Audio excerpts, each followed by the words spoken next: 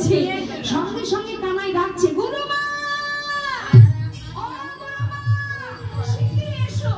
তুমি মনে করো আমি তোমার ঘরে গাড়ি চুরি করে খাই, আর হাতে নাতে তোমার ওই দেখো কে গাড়ি চুরি করে খায়। যেই না বলা সুদামা ঘর থেকে কাঁপতে কাঁপতে বাইরে এসে সেই লাড়ু দুটো ফেলে দিয়ে কানার সামনে দাঁড়িয়ে কাঁদছে আর বলছে, কি করলি ভাই? গুরুমার কাছে আমাকে চোর বানিয়ে দিলি। তোকে আগে বলেছি আমি চুরি করতে জানি না। বল কেন কি অপরাধ করেছিলাম আমি তোর কাছে? আমি তো তোর জন্য চুরি করতে গিয়েছিলাম, কিন্তু মায়ের কাছে আমাকে চুরি করে দিলি কেন?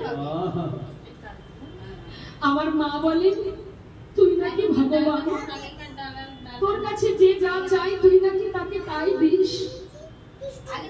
আজ যখন অকারণে তুই মায়ের কাছে আমাকে চোর করে দিলি, এই গুরুমাকে দাঁড়িয়ে আমি তোর সামনে প্রতিজ্ঞা করলাম, জীবনে যত কষ্ট যত দুঃখ আসুক না কেন, আমি যদি দারিদ্রতার অন্ধকারে ডুবে মরেও যাই, আমি কোনোদিন তোর কাছে দুহাত পেতে কিছু চাইব না। কেন সুদামা?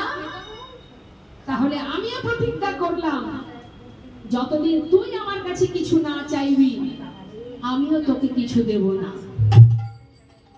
দুইজনের মধ্যে প্রতিজ্ঞা হয়ে গেল। মা কিছুদিন পর গুরুদেব বললেন, তোমাদের শিক্ষা সম্পূর্ণ হয়ে গেছে, এবার তোমরা আপন ঘরে ফিরে যেতে পারো। যে যার মতো সবাই ঘরে চলে গেল, কিন্তু কৃষ্ণ আর বৃন্দাবনে যায়নি। সেখান থেকে চলে গেল কোথায়? দ্বারকায়। কোথায় দ্বারকা? মহারাষ্ট্রে।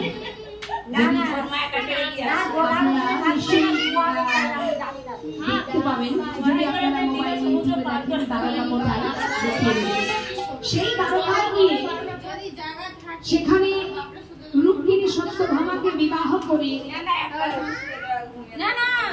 রাজা হয়ে বসে রইলেন ভগবান কৃষ্ণ।